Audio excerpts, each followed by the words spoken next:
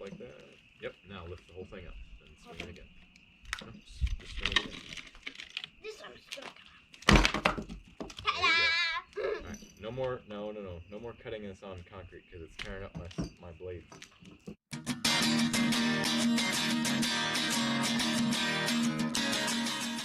Real quick message for everybody. We've almost tripled in subscribers in the last month, and we really appreciate it. So those of you that are sharing the videos, thank you very much. Those of you that just stumbled upon the channel, we have a lot of other videos that have been posted before. So if today's your first day or the first week that you've been here, go to our channel and you can see the previous videos. We've got anything from rotational grazing information, pasture burning, all kinds of good stuff. And you've noticed probably also, those of you who've been here a while, we started using the drone to do a little bit of aerial views as we're doing something else as well. Try to do that as much as we can, but understand that, you know, the wind is kind of a limitation. But ultimately, thank you all for checking us out. Thank you for subscribing, and thank you for watching our content. And if you like it, hey, smash that like button. If you don't like it, sorry, I don't know what to tell you. That's all our farm has to offer. We don't have big, fancy, expensive machinery. We are a first generation farm. We just started this farm 3 years ago, my wife and I and our kids. So it's gonna be a while. We don't have anything machinery wise, we don't have anything fancy at all. But we do what we can with what we have, and a lot of times you're gonna see us fixing stuff that we have because it's kind of the only option we have at the moment. There's big stuff coming. We're gonna expand the farm, not by land, but by something else that's it's gonna be really useful for us in the winter times, especially.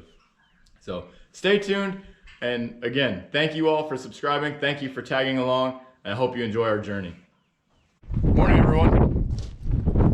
So today we're just trying to be ahead of schedule, and what I mean by that is hay season is about 2 months away, and for us it's not terrible because we don't have a whole lot of equipment. The biggest things that we use for haying are our 7045, our 1360 John Deere mower conditioner, and our Gehl Bale 1500A baler. We borrow a hay rake from the neighbor, but right now we want to get the tractor ready. So as you can see, I have all the panels off, and what I wanted to go through here, I want to look and see. I mean, I actually already just blew this out because there was stuff everywhere and you wouldn't have been able to see much. But those are some of the things that we do. We want to blow all the debris out of here, get everything good and clean, and that actually helps us a lot in a few aspects. One, it helps keep that radiator and the AC condenser and stuff, helps keep them functioning very well. The other thing it does is it helps us identify if we have a leak somewhere. So if there's a leak somewhere, there'll be moisture buildup. So like you can see right here, there's a lot of moisture buildup on there, and it'll all this dust and debris sticks to it, so it makes it difficult to see when you're just glancing. Now this hose is actually just leaking, and we know why. It just needs to be replaced. It's kind of dry and has basically it's seeping a little bit, but that helps us out a lot to make sure that everything else is being maintained as it should. Now we walk around the rest of the tractor too, and we look at other places. So like I know that I have a hydraulic leak up here, and I'm pretty sure it's inside my valve bodies there. So I'm actually have to take them apart, but right now that's not happening. So just stuff that we notate, make sure that everything's in good condition. If something's a concern, obviously we need to address it, but like this is over all winter is what that leak is from. And just starting it here and there, basically going and moving hay bales and then coming back right away and parking it. So again, not a big concern, but we do need to look at it. And then we can look down here, we can see we're still full on hydraulic fluid. So that keeps us happy, keeps us understanding what's going on.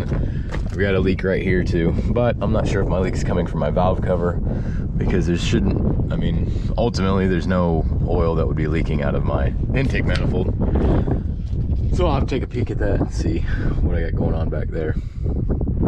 And then just look through again and make sure nothing catches my eye that, you know, hey, this needs addressed now. So after we do all that, then I'm actually going to use the air compressor, and I'm going to blow this radiator out a little better. I got everything out of the way, but I want to get it much better than what it was. And we actually clean everything when we get done at the end of the year. So we didn't cut second hay last year, but we did do a lot of brush hogging, and right after brush hogging, we went ahead and serviced our tractor, blew everything out. But the weather changed on us pretty quick, and I didn't get as good of a cleaning going as I wanted to. So today we're gonna get that cleaning going. We're also gonna do the same thing on this little guy. So this little guy is new to us, but it's gonna get put on the same services schedule that our other equipment's on. So spring, everything gets serviced real heavily, make sure everything gets looked at real hard. Again, in fall, right before we put it away, it gets everything looked at hard. And we do that because in the spring, we're getting ready to use these pretty heavily. In the fall, they're getting ready to sit all winter. So winter's a downtime for us, sort of. This is used all winter to feed hay. If we have to, we will use the big tractor, but we try not to just because it's so much heavier and it will create much larger ruts than the little tractor will. But if we stay ahead of it and, you know, so let's say that something's broken, we need to order parts. The winter time is the best time for us to order parts and work on things because there's not a demand for us to need the tractors right away. I can use either tractor to feed, and if I absolutely had to, if both tractors were broke, I could get a neighbor to come throw something out for me while he's driving by to go to put out hay for his animals. So this is this is kind of our busy time now. Spring, everything amps up a little bit. We're still feeding hay. We'll feed hay probably for another week or two, just until the grass is good and strong and tall. If we don't, what'll happen is the animals will just sit there and they'll just chase the grass around and they'll eat every little bit of it, and it'll take it longer to grow back. So that's why I was saying that, you know, spring is a very busy time for us as far as equipment goes. And then we just want to get ahead and be ready for when hay opens up. So hay is a tricky time for us because we're bound by so many things. We're bound by our availability to cut the hay. We're bound by whatever weather God throws at us, whether it's going to be sunny and breezy. Like this is actually perfect haying weather. It's sunny and it's breezy, and it helps the hay to dry out very quickly. But we may not get that lucky. It may just be 2 weeks of rain when I have time to cut, and that hurts us. So we want to be ready on a moment's notice to say, hey, you know what, we're gonna go cut. Let's get there. Let's go get in the field. So, well, I'm gonna put you on a little time lapse and show you what all happens.